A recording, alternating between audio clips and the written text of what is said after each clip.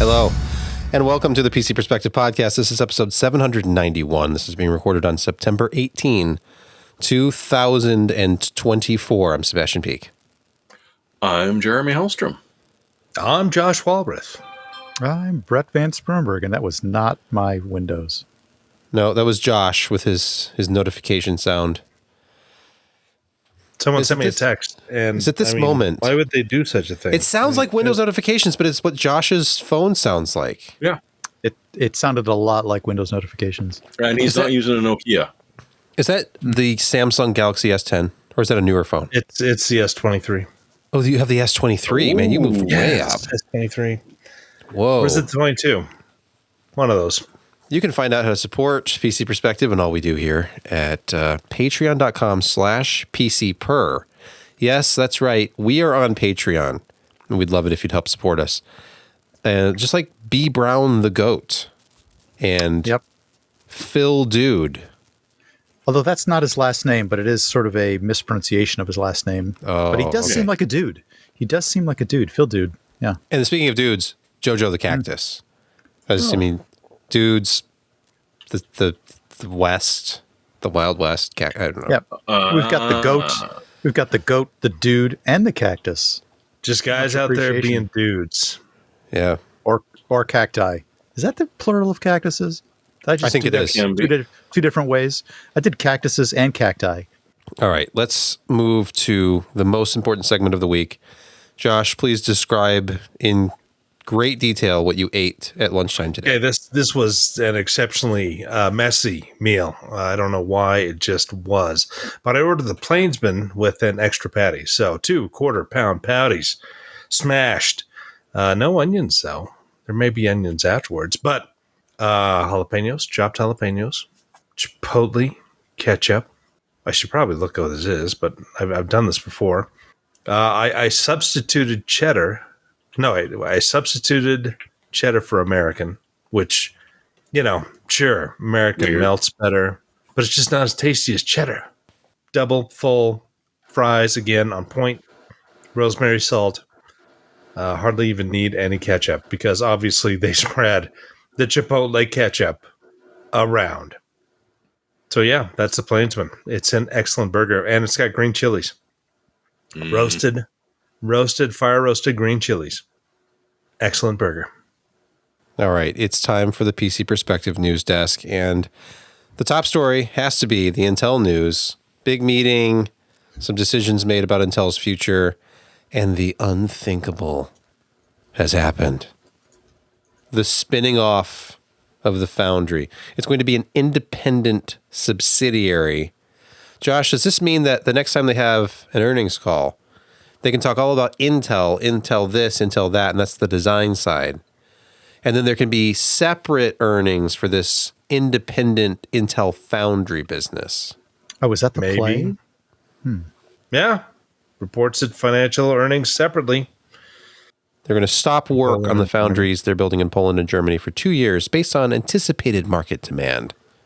But they're currently moving forward with the stuff here in the USA. But we had already heard, there was separate news about the U.S. government being concerned about, we need a foundry here in America. We can't just rely on overseas foundries for important U.S. security. Because if you can't secure your tech supply chain, well, we saw what happened in southern Lebanon this week.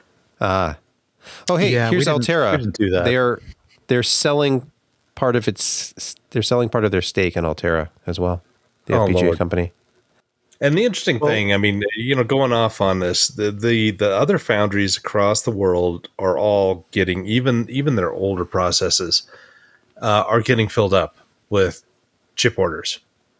And it's kind of sad that Intel is not in that same kind of league, even though, for decades and decades they had class-leading process technology.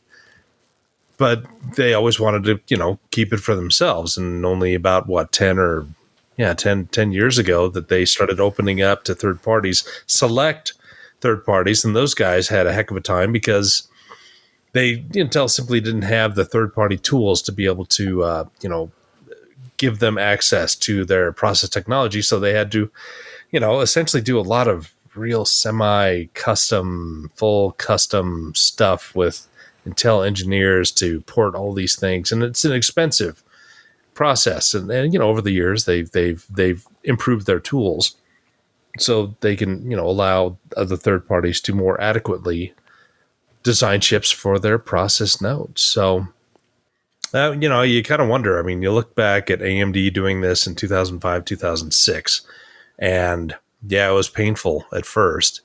But I'll tell you, if it wasn't for Mubadala, Global Foundries would have just hit the ground and splatted.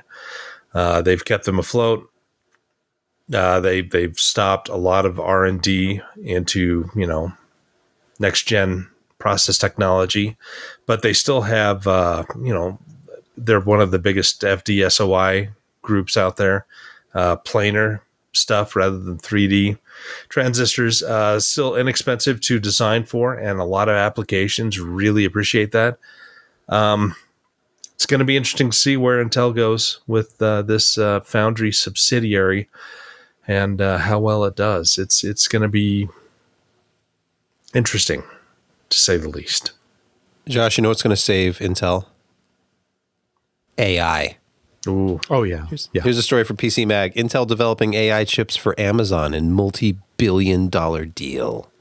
Well, Amazon is trying to kind of bull their way into the AI market with AI as a service, right? Don't invest in all the hardware yourself. Just rent it. That's 1 hour smart. at a time.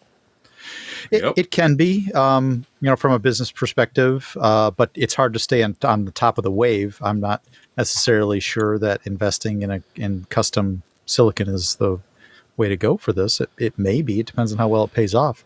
It's paying off big for NVIDIA. You need to invest in as much silicon as possible. That's true. And I just wanted to point at some of the GPUs that Intel was making did have some fairly good chops from an AI perspective. The typical AI workloads did fairly well in their GPUs, so they do understand the problem set. And I can imagine that if it's reasonably well, AWS may have something different in the market because they can afford to buy custom from Intel. And this looks like it may be the perfect cash infusion, or a good cash infusion for Intel, who's like, what has their stock been down this year? Unfortunately, 50%-ish. It's aggressive what's happened to them. So yeah, I mean, if this works out well for AWS and they sell a lot of it, they're going to keep coming back to Intel for more and more of it. Yeah, AWS likes to do Gen 1, Gen 2, Gen 3 type stuff, so this could be a long-term thing for Intel. Like look at Graviton, for instance. Mm-hmm.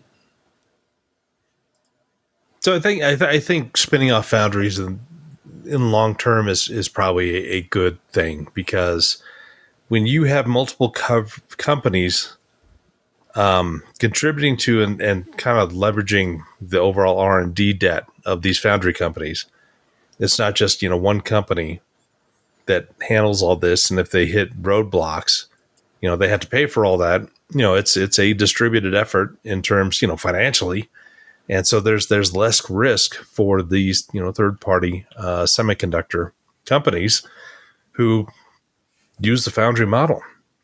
And lately, I mean, in the past, the foundry model suffered from cutting edge tech as compared to what Intel could do.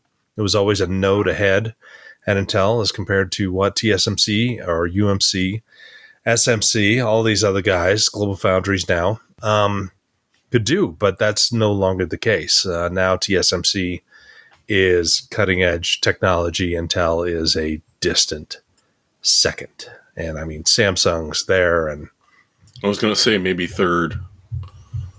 Yeah, Intel's kind of third. Samsung's a little ahead of them, I think. Yeah. But it's all grim for the great Intel. So yeah, you can sever that limb, or at least leave it hanging by a little thread, so you can say that the main company isn't losing money off of that, or at least not making money hand over fist like they'd like to be. And at the same time, they're sort of saying it's a little less daunting for someone who wants to go and get Intel to make a chip. I mean, that's always been very difficult to do, whereas Intel Foundries, well, it says Foundry in the name. Obviously, they're looking for more people to be using them.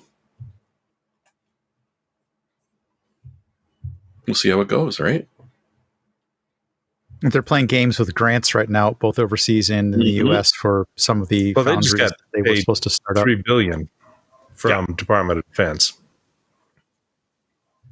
But which ones they actually build out, that's to be seen. Our next story is from videocards.com. This has been reported around a few places already. Ryzen 9000 intercore latency.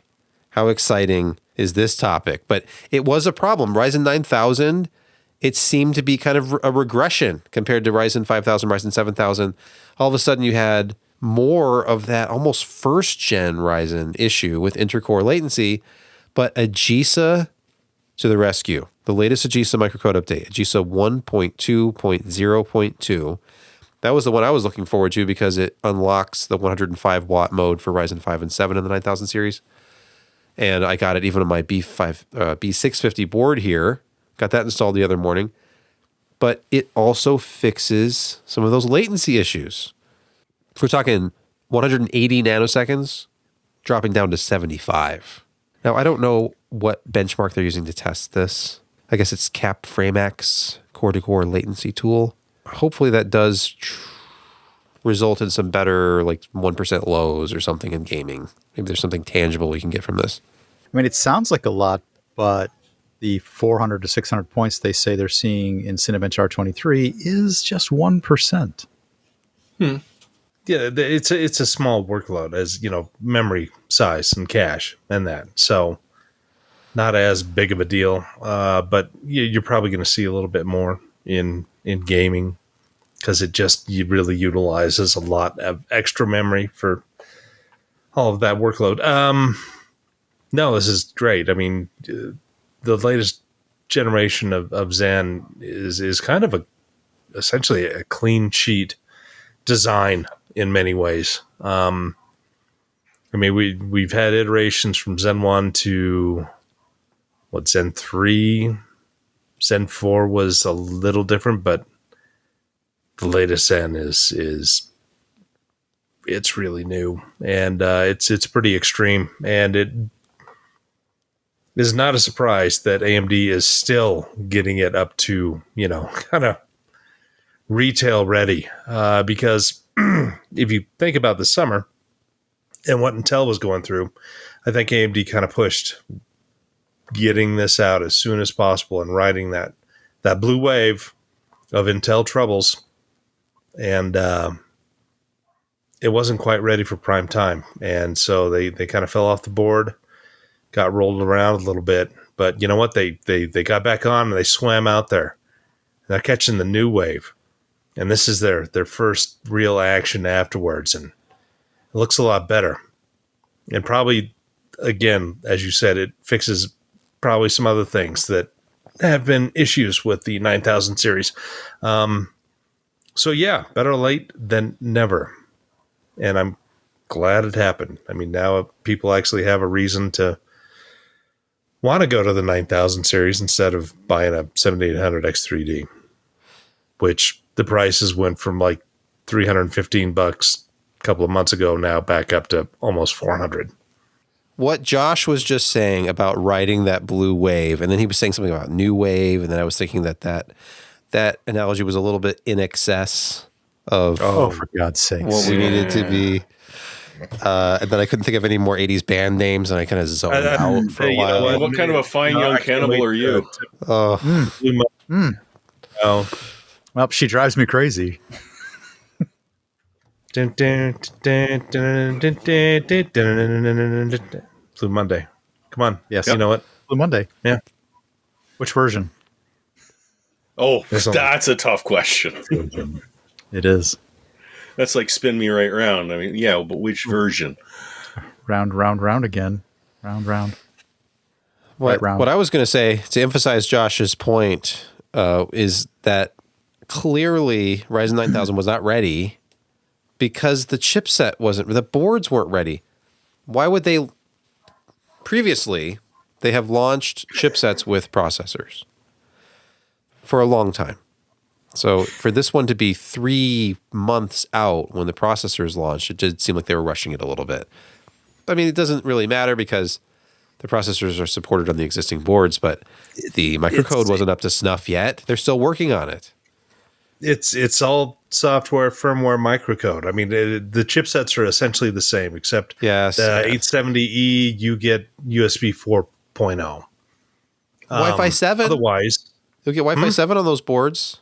oh, well, great. Anyway, yeah, no, I mean, it was all software and firmware that was not ready, and software makes the world go round. I mean, you could have as great a hardware if you can't write a decent driver, if you can't implement a good firmware, it's going to be garbage because that's how it communicates with the rest of the world.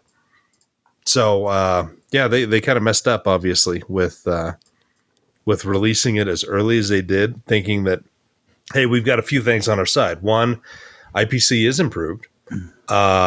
Efficiency is a massive improvement.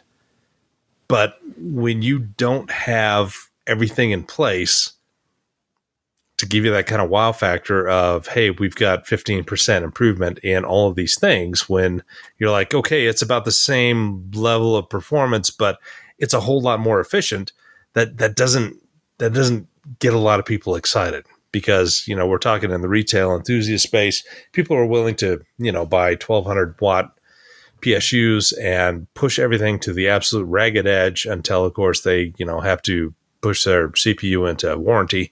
That's what they want to see. And then that sells a lot of these lower end things. It's like, oh, hey, AMD's great at gaming.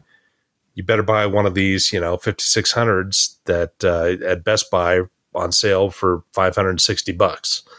It just, there is a trickle down, and this 9000 series has hurt a lot of their reputation, especially among the enthusiast crowd. And I don't think that's necessarily fair, but they didn't put their best foot forward when they really could have hammered it home. They didn't really have to do much when the competition was mired in all of these instability issues, and Intel themselves didn't have a solution. There are areas in the world where they cannot replace the chips because they have no stock of chips to replace. No. So they're offering refunds. Let's stick with videocards.com and the next news story. AMD, again, this time they're dropping Ryzen Threadripper 1000 and 2000 support for the Ryzen Master software. Now, who's using Threadripper 1 or 2000? Jeremy, I got a Jeremy, tell us about it still running. Oh. Tell us about it. Tell us about how you're going to miss the ability to tune that. I decided not to after it just decided pushing a Threadripper that hard was unpleasant, and much preferred 3200 megahertz and to be left alone. Because that was the thing about Threadripper. Yes, you could play with Ryzen Master. You could try and get those RAM timings as best as they could be. But Threadrippers didn't like that very much. A couple of them did, but mostly they were just, hey, I have more cores than you have ever seen in your life on a desktop processor, and you should be happy with that. And it's still chugging away. Sebastian, I feel like we should point out the fact that this particular highlight about dropping the support in Ryzen Master for the 1000 and 2000 Threadrippers was below. Yeah, we also added in a banner ad to the software. It was that level of importance. Oh my. No. Well, I mean, I don't know if it says something. It doesn't. Quick, check the Steam survey. How many Threadripper How many Threadrippers are on Steam survey?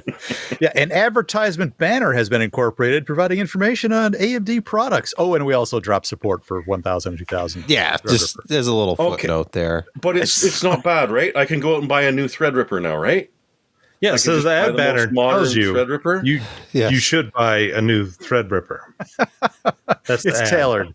It's tailored. Dude, Josh, you had a comment queued up. You got a 1920. Please upgrade. We're going to switch to rumor mode now on the podcast. Allegedly, this is a story at Tech Radar, but I've seen this on Twitter, I think, a few places. Allegedly, the 4090 will soon disappear from store shelves to make way for the 5090. I don't know where this came from. It's out of a Japanese blog. Actually, Okay. that's where it was unearthed, Ah. translated, I see. and it's pointing towards a 2025 time frame. But I guess the point here is that if you've been looking longingly at getting yourself a 4090 and waiting for those prices to drop because new hotness is coming soon, now might be your moment. Within the next few weeks is probably your time. Don't think the 50 series is going to be suddenly more affordable. No, that's not what's going to happen. So I'll have a good laugh about that. So if you are finding I've really got to stretch to get into a 4090 and I'm waiting for the prices to just dip just a little bit, now is your moment because it's not likely to get much better. They're never going to dip from here on out. This is it. Yeah. A story from The Verge, YouTube will use AI to generate ideas, titles, and even full videos. Great. Yeah. So you can just type in some stuff and YouTube will just generate the entire video for you and title it and pick a thumbnail. And, optimize it to game the algorithm significantly better than any of us meat puppets. This is going to be a pay-to-play service? This is just the inspiration tab, so anyone can do it. Is it just going to steal content from other creators then? Is it really stealing if it's an AI that did it? Okay, first of all, AI doesn't exist yet. No. There is machine learning and large language models. Mm-hmm. So are they going to use machine learning, which, is derivative in nature? It's deep mind based, I believe. Okay. So that tells you exactly. Yeah, so this bloody inspiration tab means that anyone can just sort of go, oh, no, I've got an idea to do this show. And boom, everything is, because originally YouTube is like, oh no, it's for inspiration. It's a brainstorming tool to give you a couple of good ideas. And then they had to admit that no, it will actually do everything from start to finish, including AI video clips. And as I'm saying, it's going to be able to gang the YouTube algorithm so much better than any of us could. It's obscene. It's, for people like us that have put a huge amount of effort into, wow, that horse's leg switched position there in a very odd way. But we've put all of this time and effort into, creating this, and dude with a button is just going to be able to, boom, there you go. Here's my horseback riding story, having never even been near a horse, or here's my tech story, and here's the picture of the new GeForce 6070 that you don't even know about. That's just a quick AI generated thing, but is going to get to the very top of the YouTube listings thanks to gaming the algorithm in real time. Maybe it's obscene, but there's so much junk out there already. It's just trash. You search for a topic. Now it'll be optimized. There's so many results, and I'm sure anybody who's done a lot of YouTube browsing has seen these videos where it's a computer-generated voice, and it's speaking over what looks like stock footage or footage stolen from other people's videos. Yes. And sometimes as soon as I hear the voice, like one of these, and you click off and go find a video made by a real person, now you're not even going to know because it's going to look like a real video. It's going to be hard to find the real person because they're going to be buried under 1,000 of those. Remember the Audible story from last week about authors or readers, professional voiceovers actually lending their voices to AI generated content. Now they do get to review it and they do get paid for it, so it's not being stolen or anything like that. But there's about to be a vast library of professional voiceover readers in the machine learning / AI ecosystem out there. I can't imagine that they won't eventually leak into other spaces. We won't be able to tell. And I think that was your point. You'll be able to tell. Your ears will know. Oh, no. Yeah, for how long, though? Welcome to Insecurity Corner, your weekly reason to drink. Our first story comes from the Register. This is about, it's post-CrowdStrike. So Microsoft is thinking about moving their antivirus out of Windows kernel mode. That might be a good idea. Does this mean they're going to exit antivirus so the EU will be happy and then they can lock down the kernel and it won't be a anti-competitive move anymore? No. Don't go too far here. Oh, okay. Sorry.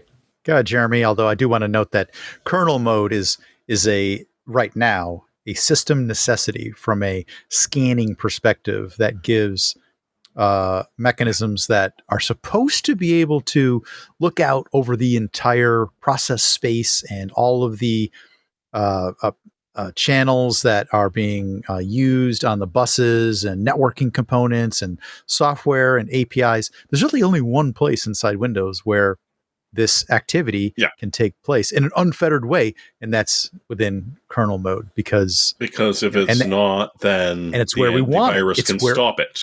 Yeah, it's where we want it. It's where we need it. It must be there. But what happens when your UEFI phones up and says the virus is already in the house? Then you're kind of screwed. Oh, they just came back. Sorry, Jeremy. Go ahead. Because, once that virus is in your UEFI, kernel mode will not help you. But this is fallout from, CrowdStrike not testing things before they pushed it out and broke, a good chunk of the electronic world and introduced a lot of people who'd never heard of BitLocker keys to the idea that you should make sure that you're able to access your BitLocker keys because sometimes people need them, especially when, the antivirus is operating inside of your process or your operating system's kernel. So Microsoft is thinking that, hey, since we're getting blamed for this for some reason, we should make sure that we can protect ourselves from future liability when some third-party software screws up, but does so on a Windows machine.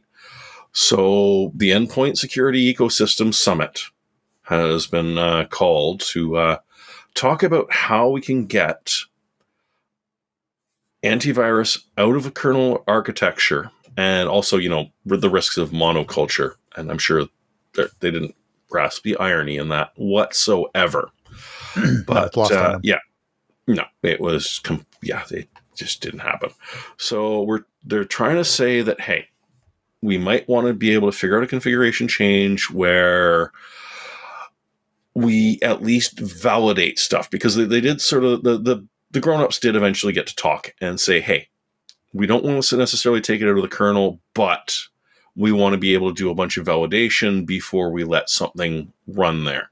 Because as Brett was mentioning earlier, if it's running outside the kernel, if you've got a good infection, that will prevent any scanning from taking place. And we'll tell you that, oh, don't worry, we scanned everything. And we even found these other guys because we don't want them in here. We want your system for ourselves. We don't want to share it. It's a long-term project. It's not going to happen at the drop of a hat. It's not something we're going to have to worry about for quite a long time. I think it's more that they're looking at making rollouts of this sort of thing that are touching your operating system's kernel a little bit harder to screw up. There's got to be more checks and balances and just sort of ensure that when something like this is being rolled out, that, the customer base is not going to get upset at a company that literally had absolutely nothing to do with it because it's all CrowdStrike. Let me give you a good example. It may not be necessary to read in the sensor law or the sensor files, as the CrowdStrike system calls it, inside kernel space. Okay. So what they're trying to do is to justify a point inside, like a typical, let's say it's a virus scanning or a malware scanning system, that they only raise to kernel mode when necessary, and they're not doing mundane tasks inside kernel space. It was essentially an off by one error. I know I'm simplifying it to a great degree. It's their high values of 11 are never equal to 12. The problem here is that they were doing certain mundane tasks that could have been performed outside kernel space, and then maybe only passing to the executive space or the kernel space when it was fully verified and it passed all checks, and then they perform the scan inside kernel space. So they're looking at mechanisms like that. better. It would be nice to not wake up to that again. But like I say, this is a long term. This will be Windows 13, 18, who knows? The hush words on this are Windows is not a very sophisticated OS. I said the quiet part out Just loud. wait until it's written by AI, and then you'll be sorry. That's Actually, it really does the write dream itself for a lot. Microsoft, isn't it? They get rid of all Oh, a the lot of it internal writes itself as it testers. is. Now they'll just have AI program it, and then human beings can debug it by using it. Wait a second. But then AI will be the ones reading control the. by consumer interaction. Yes. Correct. But then we're just Yes. feeding stuff back to the AI. They're like, We have always been the final QA step. We have been. Isn't that Yeah. true? It just gets more and more obvious every release. Yes. AI claims to predict crimes before they happen based on real-time CCTV analysis, says the story at TechSpot. Now, I've seen that movie. This sounds a lot like profiling to me, which I thought was discouraged. You look at somebody on camera, they got the backpack, they're wearing like a hooded sweatshirt, and like, ding, ding, ding. Maybe not. You're close. It's got a clever name. It's called Deja Vu. And nobody's ever seen this concept before, except maybe in that not at all. movie Minority Report, as they mentioned. And that worked out really well. So, But that was looking at the future, though, like future crimes. Well, that's kind of what they're this is. predicting That's what this is. crimes from the future, not that are I don't think happening now. was Minority Report predicting it, or was it based on actual like time travel? It's been too many years since I've seen that movie. It was Timothy Dick that wrote that initially in the 70s. It was a short story. Yeah. Yeah. And it was much better than the movie. So the it didn't take reality as well. in this deja vu thing, South Korean Deja Vu. Sorry, Sorry, did I say deja? you said Deja Vu. I did. And that's kind of what it's based on, obviously. Deja vu. Anyway, so it works on two different concepts. It was trained on several years worth of crimes caught on closed circuit TVs and trained to look for those scenarios. And so if it's seeing a CCTV view that is viewing a particular area or a particular set of environmental conditions and say, there's potentially a crime that's going to happen here. And response units have been paying attention to this and pre-staging in those areas, waiting for criminal activity. And so far it's been like 80, almost 90% accurate. So it does an environmental scan and hones in that way, but it also does something else. It profiles. Whoops. Did you just say this a minute ago? It profiles Look at this people. picture. They're analyzing the faces and determining, based on their algorithm, what is statistically more likely to look like a thief. This is like a bad high school thing, Yes. person most voted most likely to be a never mind. Well, Yeah, it except actually you've actually tracks- got cops following them around Yes. for when it happens. It tracks So the that people one who've been little slip involved up. in crimes and actually Oh, okay. recognizes their faces. It says, oh, you're a criminal. You have been a criminal. We just caught you on the CCTV. Combine that with some of the criminal tendencies, the behaviors that we have modeled elsewhere in these environmental factors. We're looking for those behaviors in you specifically. And don't worry, please stand still and put your arms up against the wall. The authorities will be there shortly. Well, they try it. They'll use it until they get enough people up in arms, and then they'll apologize and say they didn't realize how unconstitutional it was and Oops. figure out a different way to do it. Next, Insecurity Corner story from Bleeping Computer. Ransomware gangs now abuse Microsoft Azure tool for data theft. That's just efficiency. Indeed, that's exactly how they saw it as well. It's such an important part of the exfiltration of your data. And when I say your data, I mean, so this malware's gotten inside of your infrastructure, it's gotten inside of your network. They've reached into your databases. They've pulled together an astounding amount of your company resources, a lot of private information. Well, now what do you do as a bad actor, as a malware actor, you got to get it out. Well, let's look at some of the tools that you've got available. And I think quite quickly, Microsoft Azure rises to the top.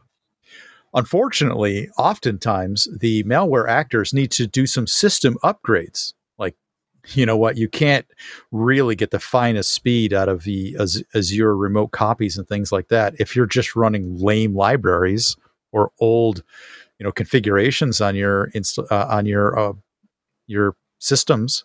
So they help you by upgrading, certain storage container connection pieces. Then they're able to exfil at high speeds. So thank goodness the Azure is there to help exfil this data. It's just amazing what's happening in the malware world with subverting legitimate uses or legitimate systems for nefarious uses. Just one of those examples. Why roll your own when there's plenty of stuff out there? But yes, beware of the random, hey, my system's running a lot better. It looks like there was an upgrade done recently. I wonder who did that. Not necessarily a good sign. The other really important thing is that the access to the Azure they call it blob storage. I was thinking S3 object storage, but they call it blob storage. Very similar concept. Is that it's usually not blocked by the firewalls because it's an expected usage. So they're really trying to lock in on all of the behaviors that aren't suspicious in order to carry out their very nefarious tasks. That should scare people a little bit. This is the scary one, I think. Yeah. Apart from the scary ones we didn't bring up, but we don't need to. No. Because we want to end on a high note, don't we? Sure. I don't know how long the person spent trying to figure this out, but yes, they have turned a Raspberry Pi into a secure VPN router based on OpenWRT. And I mean, you're not going to be running this on one of the lower end ones. You are going to have to fork over for a newer Pi, but this is kind of brilliant. So the Pi-Fi project is out there. Anyone can now play with it. It's got network attached storage built in, also Ethernet and AC 1300. And you use an adapter. Don't use the built-in Wi-Fi on the Raspberry Pi. That would be, defeating the entire purpose. So it's, a brilliant idea for yet another use for Raspberry Pi. I think this is really brilliant. I thought the nice thing is that they distilled all the OpenWRT configurations up to a convenient mobile app that allows you to configure things at I don't want to say neophyte or, not intelligent user level, but it does allow you to get the basic setup relatively quickly. But hey, convenience does not imply ignorance. But it still exposes all of the low-level tweakables. If you want to really get into it, it's all still there. But at least they've done their homework and put together almost a DIY package of a router and a VPN system that you can configure from your mobile device. And then, it's kind of like a fire and forget thing, is like most Raspberry Pis are. Oh, and yes, it is a Pi hole too. Perfect. New question from the YouTube chat. Aren't Pis pretty slow? Comparatively, yes, although the newer ones are obviously, faster and faster all the time. And how much brain power do you need? Think about something like this. Not much. Think about the amount of work that was essentially being done by older combo Wi-Fi router firewall boxes on, very, very limited hardware. OpenWRT was born in that space and really took advantage of the cycles that were sort of being thrown away on bloat from the manufacturer. OpenWRT is a rather efficient system for doing this kind of stuff. Really takes advantage of all the cycles available. Moving to gaming quick hits, and here's a feel-good story from none other than Valve, because Valve has announced Steam Families. They're excited about this new feature. I think sharing it's 5 games. Yeah, 5 family members can play games simultaneously At the same time. That is the big one. Because before you had family mode, but it was like literally if someone is playing a game out of the shared collection on family mode, that means you're not allowed to play any other game on yours. So any one member of your family could play. And then literally you're cut off from your Steam until they stop playing. Yeah. Not just that they're playing, you want to play the same game. No, like literally you're cut off from your Steam library. They get a message saying, hi, the owner of this Steam library wants to play a game. You need to get out now. Which was useless, essentially. Unless you live on different continents, and well, they didn't so much like that. So a family view, or like a family shared library that actually will work, this is brilliant. I want to see how they screw it up, though. So apparently you cannot play the same game, but you can play the same library. Okay. Yes. And it works to the extent of you can have your own save. So everybody keeps track of their own progress, which is really important, that it's no longer locked to like single game, single save.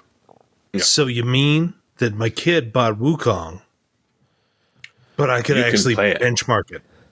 Yes. Well, you can download the benchmarking tool for free, Josh. It's a standalone tool. But they're not going to update that. Come on. No, I know. There's still, you can still access the standalone tool from the game, but you're right. You want to have the updated engine. Yeah, but no. And if you want them to stop playing, I don't go to play bed. games. I only benchmark them. Yeah, same. Well, it's not true. I sometimes play games with my son, but yeah, but those are old games, which are fun. Casual. No. Okay, I do play games on this sometimes, but it's like my annual playthrough of Warcraft 2 or something, which just has to happen. But yep. Okay. What is it? More work? Okay. I originally thought it was the same game at the same time. It's not, but more than one person can play the same game, just not at the same time with their own saves. Oh, I think they can actually shoot the money and do that too. Oh, I vaguely remember seeing that. More money. I think the important thing is that it's better than it was before. Yes. And they didn't. Did they have to do this? It seems like Steam is. I'm not going to call them benevolent, but they put a lot of family controls. They put family controls in there, like reports. You know, if you want to find out how your 10-year-old is playing, you know what games they're playing. They've scaled it so you can lock certain rated content away, or a certain game that may be too mature. They can parcel the games out to like which user gets to play which games. So they're really trying to be a little bit family friendly about this. It's a good deal. Think of it this way, Sebastian. Epic Games is not suing them yet. Can you sue the company whose business model you're trying to copy? Ask Apple. It's America. You can do anything. Okay. Yeah, I mean, you know, Epic is on the crusade against Apple. Well, right, against Apple, yes. But that was a money thing. That was a 30% cut thing. Yeah, and Valve somehow has avoided a lot of that. So, good on them, I guess. I don't know. Can you get Steam on iOS? I don't know. Can you get Steam on iOS? Yes. Oh, okay. That's disturbing. At least I think so. Let me check it out. It wasn't Mac OS. I know you can on Mac OS. I'm not sure about yes. iOS. Yeah, they have a Mac client. Okay. All right, let's move on. Cyberpunk 2077 finally gets AMD FSR 3 support, and it gets XeSS 1.3 and DLAA.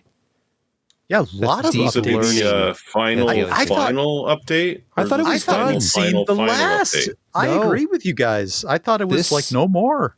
Cyberpunk, that old chestnut, still getting updates all these years later. No, I mean, they gave it the one figure salute, and they're like, no, we're going to go off and work on something that's totally not a new Witcher. Yeah. So FSR 3, some frame gen, Intel Xe super sampling, you know, all kinds of cool stuff. Is this in anticipation of another game coming out? This is the same engine, and they've added these features to the engine, and now it's kind of like a might as well kind of thing. Like it's right. Like, oh, underlying engine was just upgraded. Just throw it out there. Hey, that's what I do. I'm deeply logical. Let's talk about a mini fridge. The Xbox 3.2 CF1D. It's only $115 at Walmart. That's It's sold and less than shipped by half price. Walmart.com. This is price legit. was- This is I can pick that up at my local Walmart. I saw it there just last week. I was so tempted to get it from my office. Oh, Josh, I think I'm trying to declutter my life. so much like It has a real CD. Xbox. it looks like it's got a CD slot, Josh. Can you stick things in the CD slot? Does it matter? Yes, it does. How hard are you going to force it in there? Who doesn't want? Who wants a non-functioning slot? It's a refrigerator. Oh, you're saying The it's light- frigid. I see. Yeah. So you can't put anything in the Yeah, slot. that's- All When you right. open the door, it lights up green. well, There's some product shots in there that actually show like fruit in the refrigerator. oh, I'm like, sorry. Yeah, there's 7 nah. more shots. Let's see. Yeah, I'm like, It looks like a man. hotel mini fridge. It does. It does. You can raid the mini I fridge of too your drink dreams. pastel cans of liquid. Well, that's the Josh, trend. You know those Power your dreams.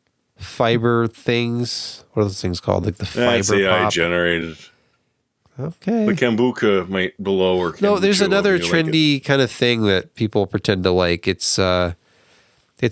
soft drinks, but it's like kombucha because it has a bunch of probiotics in it, but then it has a bunch of fiber from some kind of root in it too. So you're drinking basically a laxative. It's like oatmeal with yogurt, except unpleasant. Olipop. Yeah, Poppy and Olipop. Those are the names. Thank you, chat. Anyway, if you want I to have no idea what the hell you're talking about. and A I'm going to large- try to make sure that remains this true. if you want a large boxy device in the shape of a expanded Xbox that actually is a refrigerator, now's the time. It's $115 at Walmart. Go get one.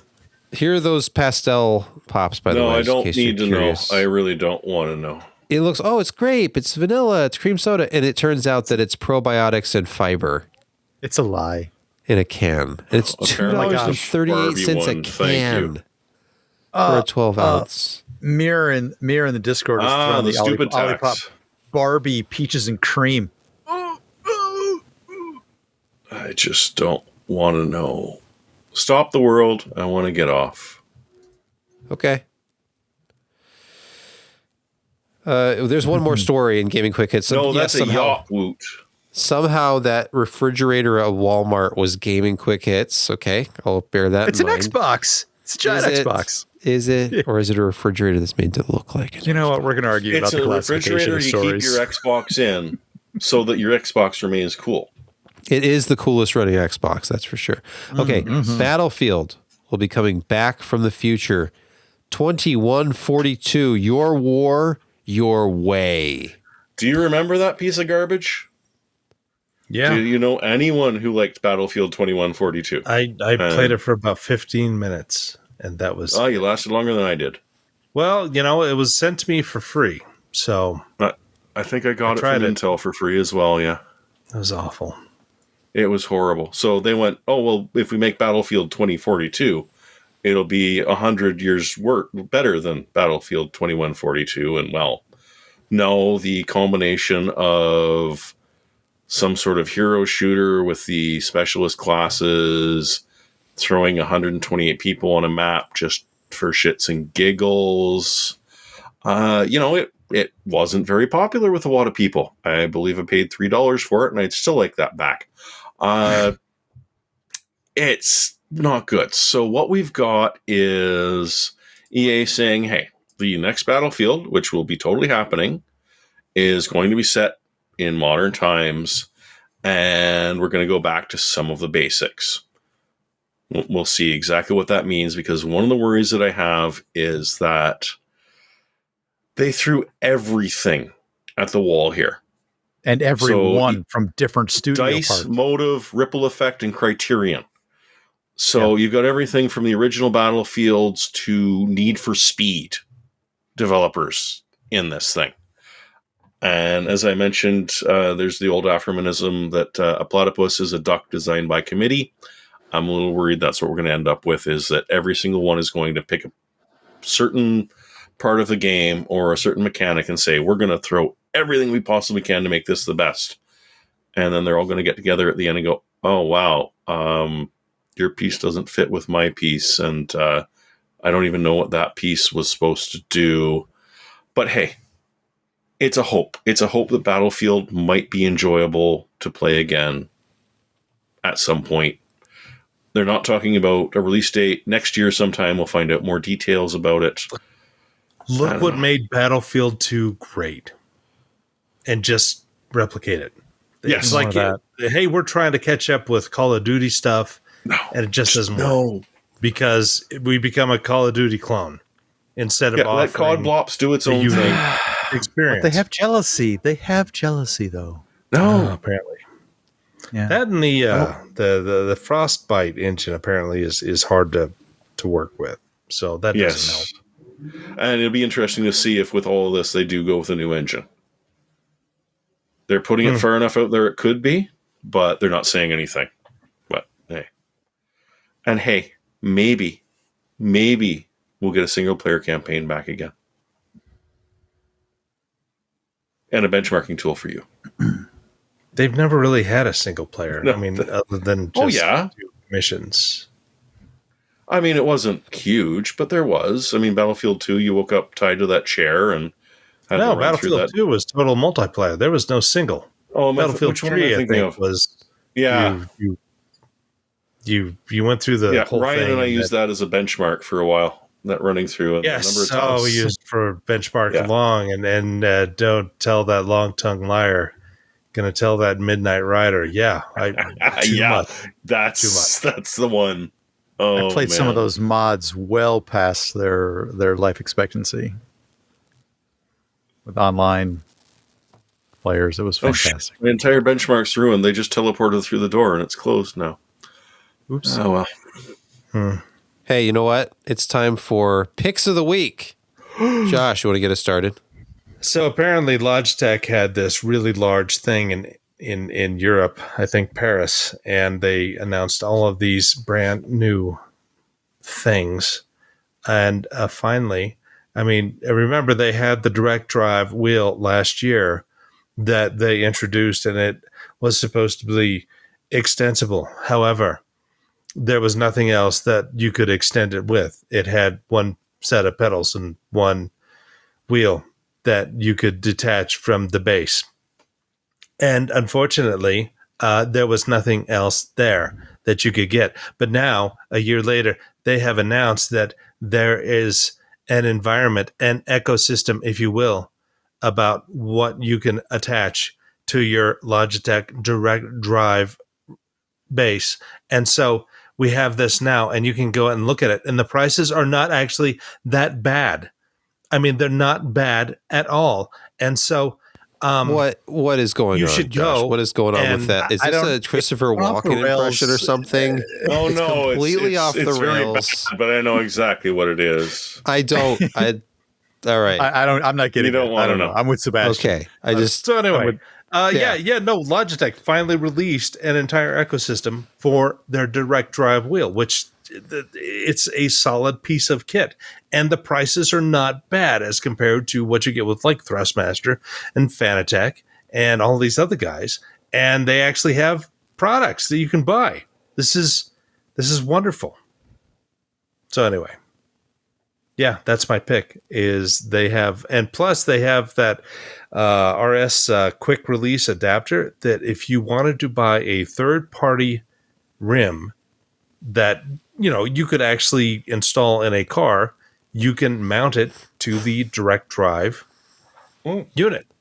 So yeah, and plus they've got a partnership with Momo coming out. Those products are not available yet, but they will be apparently before the end of this year.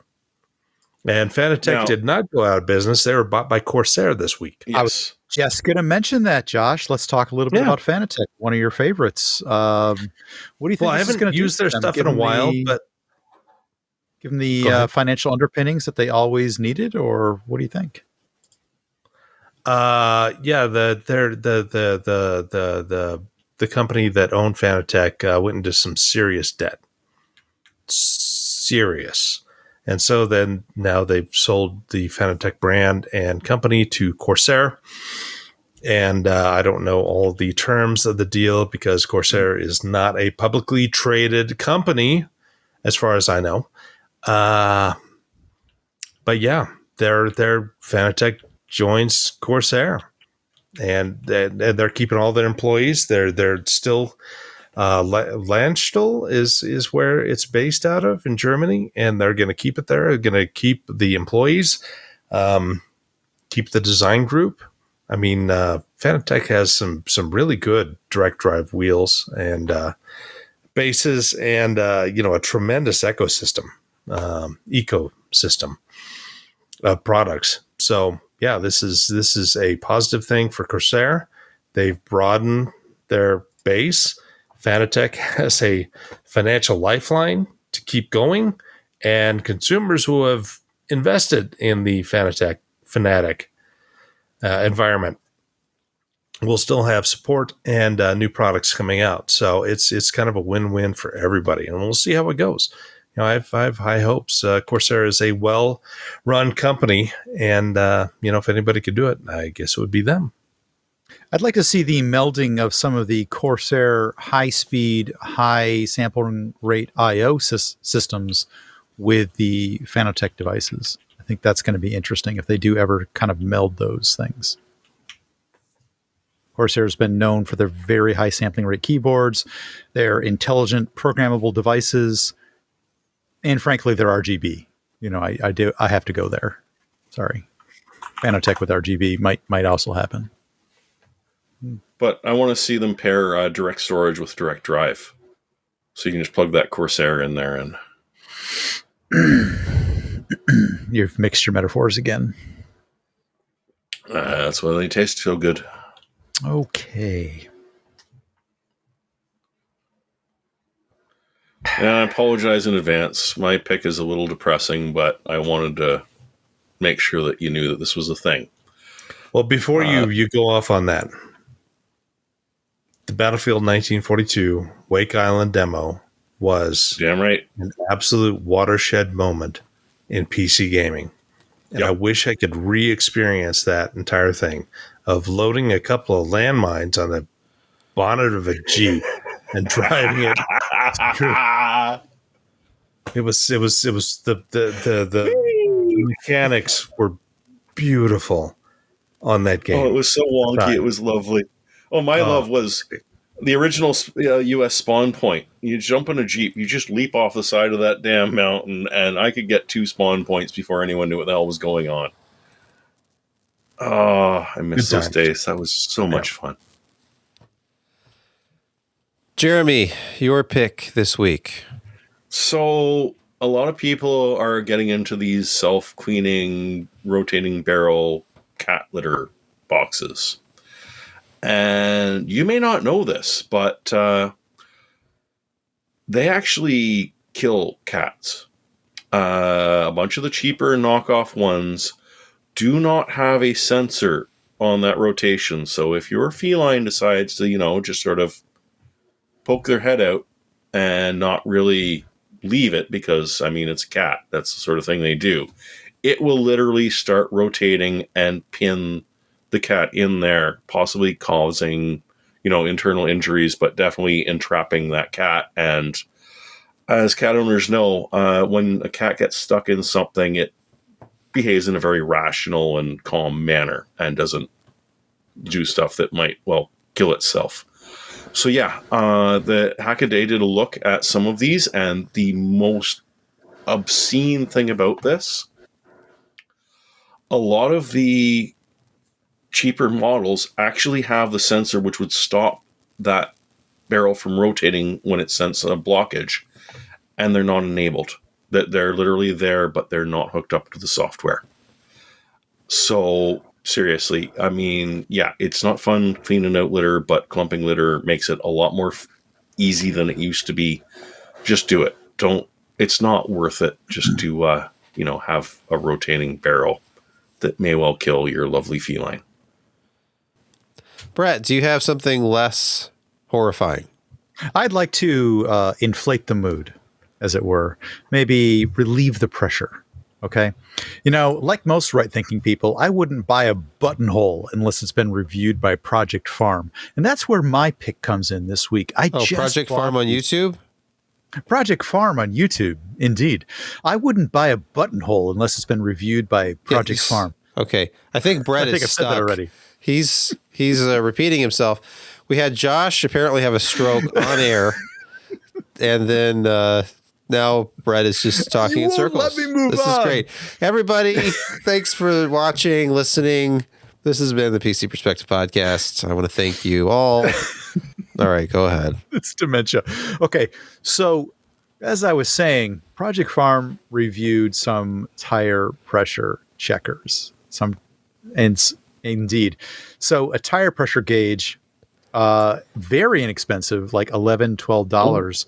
But hey, there's a lot of cheap ones, Brett, but not a lot of cheap, accurate ones. I was watching the same video the other day. It's like we're on the same wavelength. We are. I just got my pair in the mail today. This is a pair of Etten Wolf, as reviewed by Project Farm for their extreme accuracy and very inexpensive nature. How much? How much is inexpensive? A pair of these was $21 or $22, so like $11 a piece. They'll be going in the cars. I ordered a couple of Project Farm's other, very highly rated. No need to go into the JCOs now. But didn't Rick Ocasek die? So you know what? I'm not going to get into Rick Ocasek at this point. Anyway, the point is that go check out his video. These Etten Wolf digital tire pressure gauges are very inexpensive and surprisingly accurate.